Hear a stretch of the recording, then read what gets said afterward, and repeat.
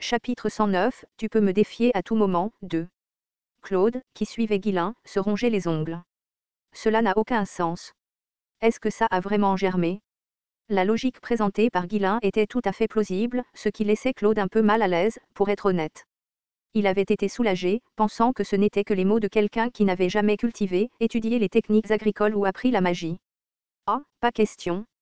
Si c'est vrai, je serai un esclave qui ne peut même pas émettre un son. Le surveillant a du mal lire. Il cacha son anxiété et essaya de marcher avec assurance, en faisant semblant d'être bravache. Le terrain récupéré le plus proche du château était déjà bondé de monde. La nouvelle s'était répandue rapidement, et non seulement ceux qui travaillaient dans d'autres domaines, mais même les mages s'étaient rassemblés. Les gens, qui se tenaient là avec des expressions hébétées, hésitaient et s'écartaient lorsque le seigneur apparut. Guilain descendit le chemin qu'on lui avait ouvert et s'approcha du champ. Son cœur battait fort. Oh, c'est impressionnant. En voyant les pousses vertes recouvrir la terre cultivée, Guilain poussa un soupir d'admiration. Les rangées et les colonnes de pousses de blé, parfaitement alignées, ressemblaient à une armée. Contrairement à Guilain, qui souriait de satisfaction, les gens autour de lui le regardaient avec des yeux pleins de stupeur. Comment de telles pousses peuvent-elles apparaître si rapidement sur une terre qui était presque morte? Alfoy, qui se tenait à proximité, serra les poings, son visage devenant rouge vif. C'était comme si l'illumination qui lui avait apporté la paix quelques jours auparavant avait disparu, et qu'une tempête faisait maintenant rage en lui. Pointant du doigt avec colère les pousses fraîches, Alfoy cria. « Que fais-tu là? Non, ce n'est pas possible. Ce doit être un rêve. Ce doit être un rêve. Un esclave. Comment lui, le successeur de la tour, a-t-il pu devenir un esclave non rémunéré pendant 10 ans?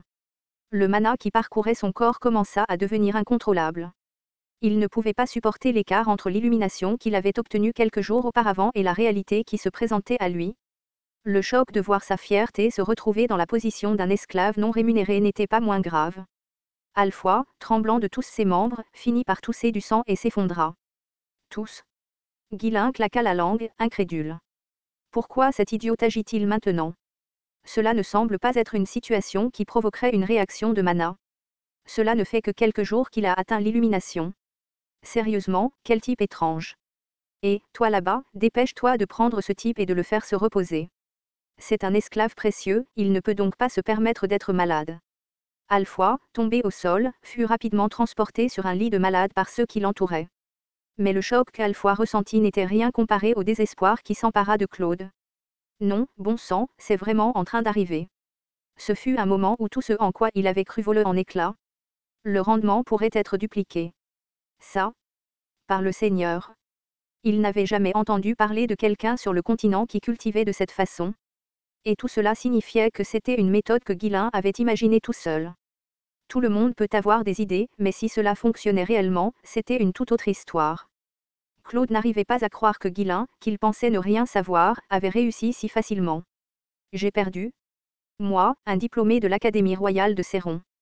Pas moyen, ça ne peut pas être vrai. Claude commença à nier complètement la réalité. J'ai dû travailler trop dur ces derniers temps et ça m'a rendu faible. Je commence à voir des choses. Anna me manque. Et, Claude. Guilain attrapa Claude par les deux épaules avec urgence et le secoua. Tu vas bien? Reprends-toi. Tu n'es pas du genre à abandonner ici. Quoi? Tu dois travailler pendant les 10 prochaines années?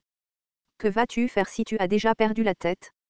J'étais presque touché, mais maintenant je suis encore plus énervé. Guilain sourit et lui tapota l'épaule. Après ces derniers mots de confirmation, Claude ne put résister plus longtemps au choc. Il écuma et s'évanouit sur place. Heureusement, Wendy, qui se tenait à proximité, le rattrapa doucement. Laisse-le se reposer aujourd'hui. Il va être beaucoup plus occupé à partir de demain. J'ai beaucoup de choses à lui demander. Compris? Wendy hocha la tête et entraîna Claude à l'écart. Bon, je vais jeter un œil aux autres champs. Guilain siffla tranquillement en se promenant dans le domaine. Bien qu'il y ait de légères différences entre les champs, puisqu'ils avaient été semés à des moments différents, toutes les terres récupérées avaient soit germé, soit montré des signes de germination. Les résultats étaient suffisamment satisfaisants pour qu'il retourne au château avec le sourire. Dans sa vie passée, bien qu'il ait volé des connaissances au futur, il avait quand même réussi la tâche la plus cruciale, la production de nourriture. Maintenant, le domaine allait se développer à un rythme effréné. Après tout, la nourriture était la base de la croissance de tout domaine. Jeune maître. Comment est-ce arrivé?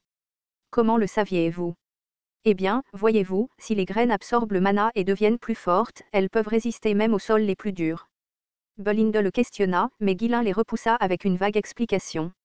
La vérité était que Guillain ne pouvait pas expliquer précisément les principes qui sous-tendaient cela.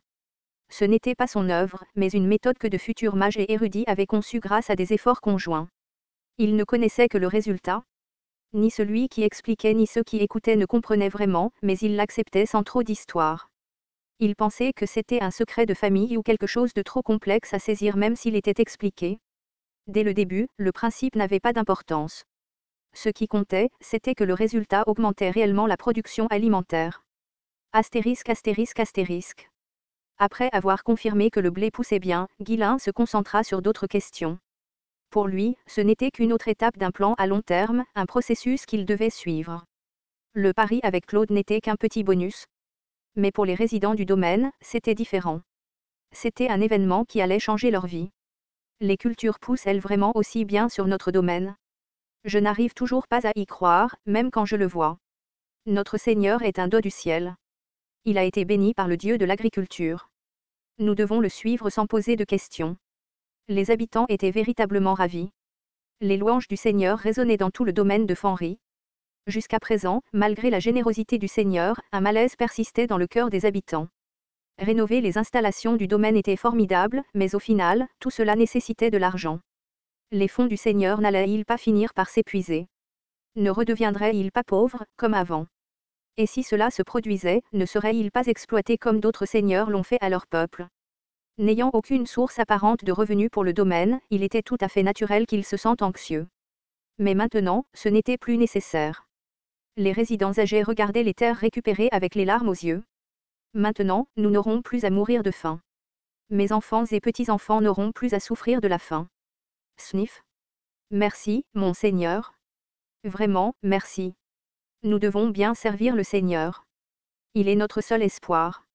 Il semblait que les années de famine et de difficultés n'avaient été qu'un mensonge. Le nouveau Seigneur avait résolu tous les problèmes du domaine en quelques mois. La loyauté des résidents monta en flèche, atteignant de nouveaux sommets chaque jour qui passait. Guillain était assis avec arrogance dans le hall, entouré de ses vassaux, savourant son succès. Je ne te l'avais pas dit. J'avais dit que ça marcherait. Quiconque veut parier contre moi peut se sentir libre de me défier à tout moment. Les vassaux gardèrent tout la bouche fermée, incapables de dire quoi que ce soit. C'était clairement quelque chose qui dépassait le bon sens, mais maintenant que les résultats étaient là, ils ne pouvaient pas le réfuter. Pour le moment, ils n'avaient d'autre choix que de suivre tranquillement les ordres du Seigneur. Guillain grogna devant les expressions sinistres des vassaux et se tourna vers Gillian. Les pousses continuent de pousser, il faut donc les gérer correctement, n'est-ce pas? Poster des troupes sur les terres récupérées pour empêcher les animaux sauvages ou les fous de les piétiner. Gillian répondit avec un sourire. Les habitants se sont déjà portés volontaires et le surveillent à tour de rôle. Oh, vraiment? Ils semblent eux aussi assez désespérés. C'est bien. Les gens déterminés à protéger quelque chose sont forts. Le fait que les habitants surveillaient volontairement le terrain récupéré était un signe très positif. Cela signifiait que tout le monde comprenait maintenant que le terrain représentait l'espoir du domaine. Guillain sourit de satisfaction. L'espoir dont il était le seul à être certain commençait enfin à se répandre dans tout le domaine. Astérisque astérisque astérisque. Alors, il a fait exploser les pierres runiques qui avaient été enterrées dans le sol en même temps. Et celui qui était derrière tout ça, c'était Guillain Ferdium, maintenant baron de Fanry. Le comte d'Esmond, Harold, marmonna en feuilletant le rapport. Sa voix était très atténuée, comme s'il était épuisé, et son visage était visiblement émacié, un contraste frappant avec avant. Ses cheveux étaient devenus gris et les cernes sous ses yeux suggéraient qu'il n'avait pas bien dormi. C'est exact. Ce salaud de fou.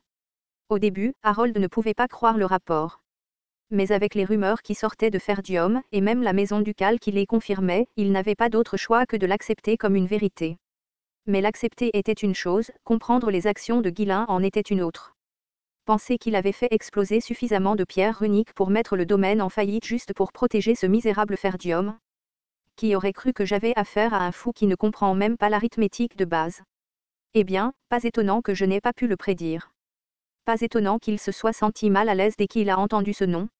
Harold claqua la langue et regarda son adjudant. Que fait ce type maintenant? Il ravage le domaine, disant qu'il veut augmenter la productivité des terres. Il construit soit de nouvelles infrastructures, soit répare celles qui existent déjà. Il dépense une fortune pour développer le domaine. Pour augmenter la productivité des terres, dis-tu. Harold se frotta les tempes, plongé dans ses pensées. Après la défaite de Digald à la guerre, toute la région fut absorbée par Ferdium.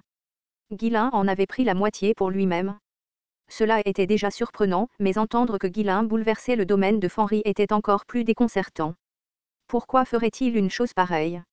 Il doit savoir que les terres de cette zone ne peuvent pas être utilisées pour la culture. N'est-ce pas parce que la production est trop faible? Si elle est gérée correctement, elle pourrait s'améliorer, ne serait-ce qu'un peu. Même ainsi, c'est excessif. C'est comme s'il y avait investi jusqu'à la dernière pièce qu'il avait gagnée grâce aux pierres runiques. L'adjudant partagea alors prudemment ses propres pensées. C'est son premier domaine, et il est encore jeune. Il veut probablement essayer des choses différentes, peu importe ce que disent les autres. Certaines personnes ne peuvent être satisfaites que lorsqu'elles essaient les choses par elles-mêmes. Considérant son passé de fauteur de troubles, ce n'est pas si étrange. Harold hocha la tête. C'était un argument raisonnable. Ghislain n'était pas le seul à avoir gaspillé une fortune dans des rêves ambitieux de développement de leur domaine. C'était une erreur courante pour les seigneurs inexpérimentés qui n'avaient pas été correctement formés pour succéder. Il doit être trop confiant après avoir gagné une guerre avec un seul piège. Harold refusa de reconnaître Ghislain. Non, il ne pouvait pas s'y résoudre. Même si quelqu'un change, son passé d'imbécile imprudent ne disparaît pas comme ça. L'orgueil gonflé d'Harold et les préjugés contre Ghislain obscurcissaient son jugement. L'enquête approfondie qu'il avait menée sur le passé de Ghislain s'était retournée contre lui. Pour Harold, Ghislain n'était qu'un gamin chanceux qui avait réussi à survivre. La prochaine fois, il s'assurerait de le décapiter une fois pour toutes. C'est parfait. Nous n'avons pas les ressources nécessaires pour nous occuper de cet endroit pour le moment, donc s'il s'autodétruit de lui-même, cela nous conviendra parfaitement. Laissez-le tranquille. Compris. Il y a des choses plus importantes à régler en ce moment. Depuis la défaite lors du siège de Ferdium, Harold avait été sévèrement réprimandé par le duc. Sans ses exploits passés, il aurait peut-être perdu la tête. Donc, cette fois, l'échec n'était pas une option. Cette affaire était bien plus cruciale que la prise de contrôle du domaine de Ferdium. Il est temps de conclure les affaires du Nord. Le royaume se déroulait exactement comme le duc Delphine l'avait prévu, à l'exception du Nord. Pour que la rébellion soit un succès complet, le Nord devait également être soumis. Harold scruta les stratèges rassemblés d'un regard perçant. Il ne reste plus beaucoup de domaines qui n'ont pas été influencés. Utilisez tous les moyens nécessaires pour les pousser. Et assurez-vous d'accélérer les préparatifs d'Amelia pour la rébellion. Quant à la gestion du chevalier commandant de Répoldé, je proposerai un plan séparé. Le chevalier commandant de Répoldé était le guerrier le plus fort du Nord, connu sous le nom de « l'épée du Nord ». Harold avait entraîné Victor spécifiquement pour lui faire face, mais, puisque Victor était mort lors de la dernière guerre, il devait trouver un autre plan. Ghislain, si ce n'était pas pour lui. Après avoir traité avec Répoldé, ce sera ton tour. Prépare-toi à te faire décapiter. Le simple fait de penser à Ghislain fit grincer les dents Harold, mais pour l'instant, il n'avait pas de temps à lui consacrer. Le duc et Harold décidèrent que sécuriser Répoldé était plus important que de s'occuper de Ghislain, alors ils ajustèrent leur plan en conséquence. Peu importe les difficultés de Ghislain, il pensait que la maison du duc pouvait l'écraser quand il le souhaitait. Il ne pouvait même pas imaginer comment Fenry pourrait évoluer.